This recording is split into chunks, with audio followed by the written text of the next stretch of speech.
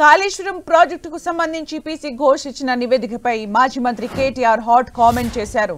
ఆ నివేదికలో gas trash తప్ప ఏమీ లేదన్నారు. కేసీఆర్ బీఆర్ఎస్ పార్టీలపై కాంగ్రెస్ ప్రభుత్వం కుట్ర చేస్తుందని కేటీఆర్ ఆరోపించారు. కమిషన్ ఇచ్చిన 600 పేజీల నివేదికను కేవలం 60 పేజీలకు ఎలా కుదిస్తారని ప్రశ్నించారు. కాళేశ్వరం రిపోర్టుపై అసెంబ్లీలో చర్చించేందుకు బీఆర్ఎస్ సిద్ధంగా ఉందన్నారు. సభలో మైక్ కట్ చేయకుండా ఉండే దమ్ము ప్రభుత్వానికి ఉందా అని కేటీఆర్ ప్రశ్నించారు.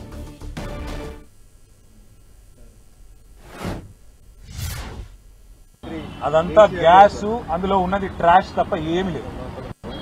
655 పేజీల నివేదికను 60 పేజీలకు కుదించడంలోనే వాళ్ళ భాగవతం అర్థమైపోయింది. అంటే 600 పేజీలు వాళ్ళకి ఇష్టం లేని ఉన్నాయి, 60 పేజీలు వాళ్ళకి ఇష్టం ఉన్నవి ఉన్నాయి కాబట్టి వాటిని చూపెట్టే ప్రయత్నం చేస్తా ఉన్నారు.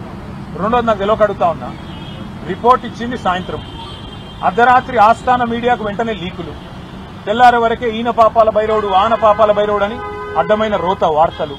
అంటే ఎంత ఉద్దేశపూర్వకంగా, అంటే ఇంకా 650 పేజీల రిపోర్ట్ ఎవరు చదవకముందే 2 పత్రికలకు మాత్రం తెలిసి రోత వార్తలన్నీ రాసి వడ్డించి వార్చి కేసీఆర్ గారి మీద బీఆర్ఎస్ మీద ఏదైతే కుట్ర చేసే ప్రయత్నం చేస్తున్నారో, చిల్లర ప్రయత్నం చేస్తున్నారో, ఆ నివేదిక ఒక గ్యాసు ట్రాష్ తప్ప అందులో ఏం లేదు.